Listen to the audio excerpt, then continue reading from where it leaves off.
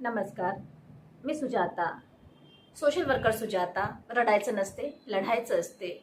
आज माझ्याजवळ खूप अशा महत्त्वाच्या व्यक्ती आल्या होत्या, ज्या पहिल्या दिवसांपासून माझे व्हिडिओ बघत होते आणि आतापर्यंत ते माझे व्हिडिओ बघतच आहेत. तर त्या जेव्हा मला भेटल्या तर मला असं वाटलं की मी त्यांना विचारायला पाहिजे की तुम्हाला इथे काय स्पेशल असं वाटलं की जे तुम्ही मला पहिल्या दिवसांपासून बघत आहात. असं त्यांच्यासोबत माझा गप्पा अशी सुरूच होती माझी त्यांच्यासोबत. तर गंमत म्हणून मला असं वाटलं की ह्या क्षणाला मी व्हिडिओ म्हणून करायला पाहिजे आणि त्या मला भेटल्यात तर त्याचा फायदा मी घ्यावा असं म्हणून मी त्यांना इन्व्हाइट केलेलं आहे आणि आमची जी गप्पा जशी सुरू होती बस तसंच त्याला मी रेकॉर्ड केलेलं आहे. याला तुम्ही पॉडकास्ट वगैरे काहीच म्हणू शकत नाही. फक्त जी गप्पा होती ती मी तुमच्यासमोर जशीच्या तशी मांडते आहे. नमस्कार. नमस्कार मॅडम. ह्या मिसेस अंजली गंगाधर गडवीर आहेत आणि त्या पहिल्या दिवसांपासून माझे व्हिडिओ बघत आहेत. मला त्या भेटल्या तर मला असं वाटलं की बोलण्यात आपण काहीतरी यांना विचारायला पाहिजे. गमतीचा हा पार्ट आहे पण तरी मी तुमच्यासमोर आणते आहे. तर मला असं वाटलं मी यांना काही क्वेश्चन्स विचारते आणि ते क्वेश्चन्स आता मी तुमच्यासमोर विचारणार आहे. तर पहिला क्वेश्चन माझा हा आहे की माझ्या चॅनलवरती अशी कोणती स्टोरी आहे जी तुम्हाला सर्वात जास्त आवडली आणि ती तुम्हाला तुमच्या हृदयाच्या जवळ असल्यासारखी वाटली, जी तुम्हाला टच केली? तर याचं उत्तर मॅडम मला तीच तुमची स्टोरी फार आवडली. ती 10 वर्षाची जी बालिका वधू जी होती, तर तिचं म्हणजे 10 वर्षामध्ये लग्न झाल्यावर तिला म्हणजे 18व्या वर्षी 18 वर्ष पूर्ण झाल्यावर तिला तिच्या गौना करून तिच्या घरी पाठवायचं असते. पण मोठी झाल्यावर तिला वाटायचं की हे काय आईवडील म्हणतात की दुसऱ्या घरी जायचं आहे, तुझं लग्न झालेलं आहे. ही गोष्ट तिच्या मनाला अजिबात पटत नाही आणि ती त्या गोष्टीला विरोध करते आणि ती म्हणते की मला शिकायचं आहे. तिचे आईबाबा तिला शिकवायलाही तयार होतात आणि तिला पाठवतात दुसरीकडे शिकवायला. नंतर तिचं एका शिक्षकाबरोबरच तिचं प्रेम बसते आणि ती त्यांच्याबरोबर लग्न करण्याची इच्छा दर्शवते. पण तेही विवाहित असतात आणि ते म्हणतात की माझ्या पत्नीबरोबर माझं काही पटत नाही, तर जेव्हा मी घटस्फोट घेईन त्याच्यानंतर मी तुझ्याबरोबर विवाह करू शकेल. कारण तिने सांगितलेलंच असते की माझं लहानपणी लग्न झालेलं असते. तर दोघंही म्हणजे ते लग्नाची तिची गोष्ट तिला मान्य नाही आणि यांच्या पत्नीच्या बरोबरचं ती पत्नी त्यांना आवडत नसते. तर तिच्यापासून ते घटस्फोट घेऊन मग या मुलीबरोबर लग्न करण्याची ते इच्छा दर्शवतात परस्पर आणि ती वेळ आल्यावर ते करतातही. आईवडिलांचा नकारही असते पण ते करतातच. पण त्याचा शेवटी वाईटच होतं. हे मनाला खरोखरच खूप दुःख देणारी गोष्ट वाटते कारण ह्या समाजाच्या रूढीमुळेच परंपरेमुळेच आईवडिलांनी तिला ते तसं लग्न करून घरीच जायचं म्हणाले. तिच्या इच्छेचा विरोध ती गोष्ट मला फार आवडली मॅडम. तुम्ही माझे व्हिडिओ पाहायला सुरुवात कधी आणि कशामुळे केली? तशी मी 1 वर्षापासूनच केलेली आहे. हो, म्हणजे माझं चॅनल पण 1 वर्षापासूनच सुरू झालेलं आहे. तर सुरुवातीपासूनच मला आवडत आहे. फक्त थोडं बोलण्यामध्ये असं वाटायचं की मॅमने अजून थोडं चांगलं म्हणजे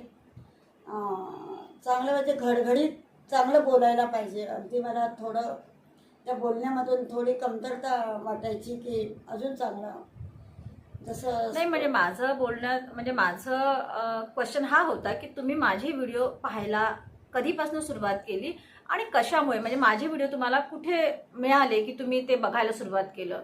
म्हणजे असं आहे का की तुम्ही व्हिडिओ बघत असताना माझा व्हिडिओ तुम्हाला दिसला आणि तुम्ही त्याला क्लिक केलं आणि तुम्ही बघायला लागले असं काही? तर तीच एक गोष्ट. ते जर एक सेंटेन्स आहे कोणतं आहे सेंटेन्स की ते रडायचं नसते, लढायचं असते. तर त्यातनंच एक असा संदेश जातो ना लोकांना.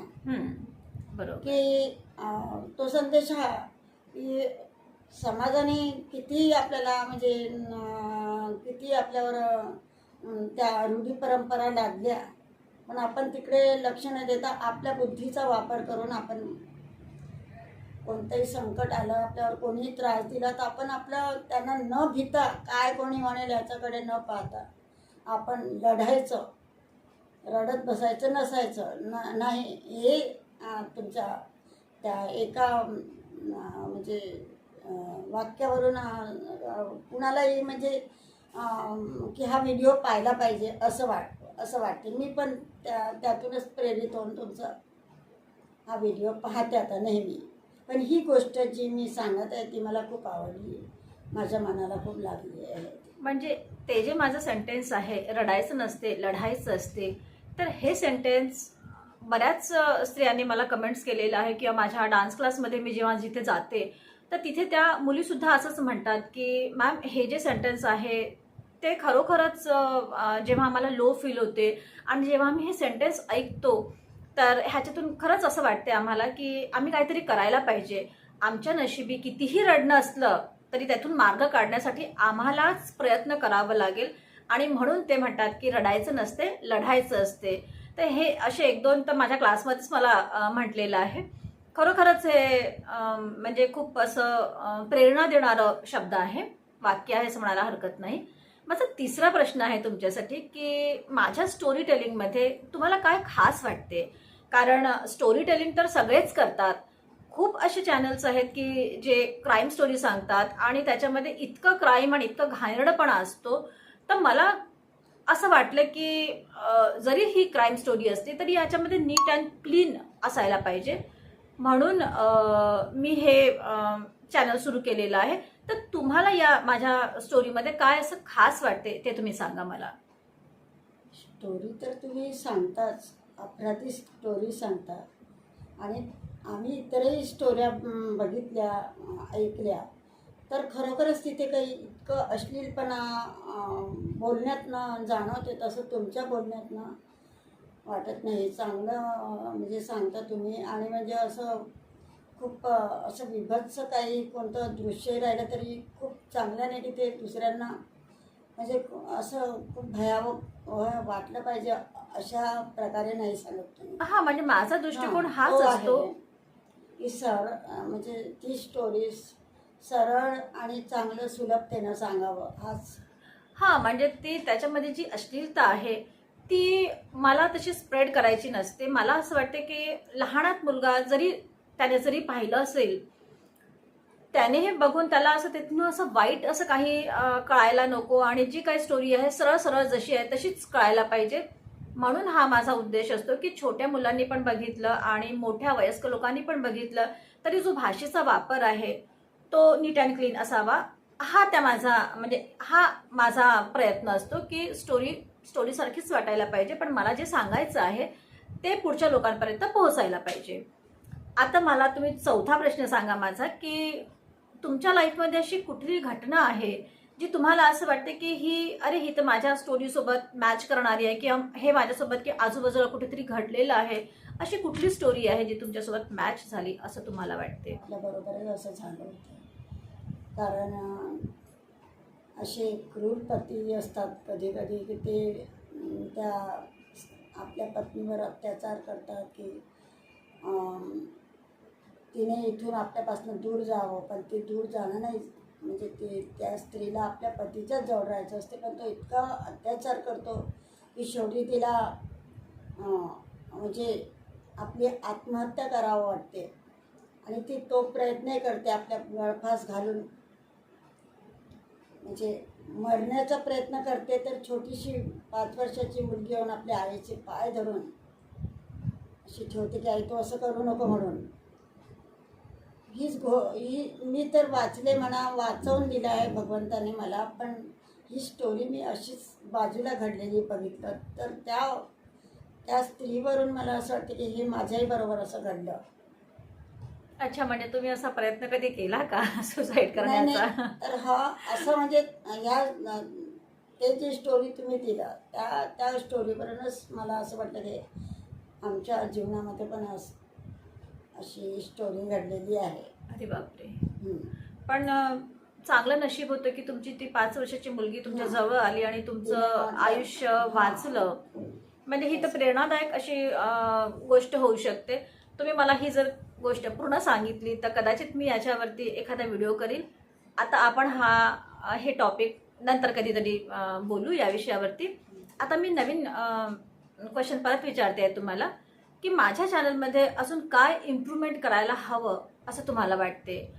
आता तर पहिल्या दिवसांपासून जर तुम्ही बघत असाल तर आतापर्यंत काय इम्प्रूव्हमेंट वाटते किंवा अजून काही चेंजेस करायला पाहिजे असं तुम्हाला वाटते. मी पहिल्या दिवशीपासून पाहते तर मला आता खूप सारं म्हणजे खूप पहिल्यापेक्षा खूप छान तुम्ही स्टोरी समजावून सांगता आणि ती एकदम मनामध्ये असं वाटतं की याच्यामध्ये काही त्रुट्या नाही आहेत, काही चुका नाही आहेत. माझ्या मते तर मला छान वाटते. धन्यवाद. तुम्ही जर असं म्हटलेलं आहे मला त्याबद्दल तुमचं खूप खूप धन्यवाद. आणि तुम्ही इतका महत्त्वाचा वेळ काढून इथे आलेला आहात आणि आपण जी गप्पा केलेली आहे ते तुम्ही मला टिपू दिलेलं म्हणजे मला रेकॉर्ड करू दिलेलं आहे त्याबद्दल तुमचं मनापासून धन्यवाद करते. आणि तुमच्या आशीर्वादांची आणि तुमच्या ब्लेसिंग्सची मला खूप गरज आहे. परत आपण कधीतरी बोलू. थांबा मॅडम, मला पण तुम्ही इथे तुमच्या स्टुडिओमध्ये बोलवलं आणि बोलण्याचा मला संधी दिली त्याबद्दल मी पण तुमची खूप आभारी आहे. तर आजचं हे जे बोलणं आहे ही गप्पा आहे, बोलणं नाही आहे, नाही पॉडकास्ट आहे, पण नाही इंटरव्ह्यू आहे. हे सहज गप्पा आहे जे बोलल्यामध्ये आम्ही जे काही बोलून गेलेलो आहे ते फक्त रेकॉर्ड करून मी तुमच्यासमोर आणलेलं आहे. आणि आजचं हे जे सेशन आहे किंवा ही जी गप्पा आहे आज मी इथेच थांबवते आहे. आणि तुम्ही याला बघा कारण तुम्ही पाहताय social worker Sujata, real crime stories ज्यामध्ये सत्य आहे पण त्यावरती विश्वास ठेवणं कठीण आहे. परत भेटूया पुढल्या वर्णावरती. तेव्हापर्यंत लाईक करा, कमेंट्स करा, शेअर करा आणि सबस्क्राईब तर कराच करा.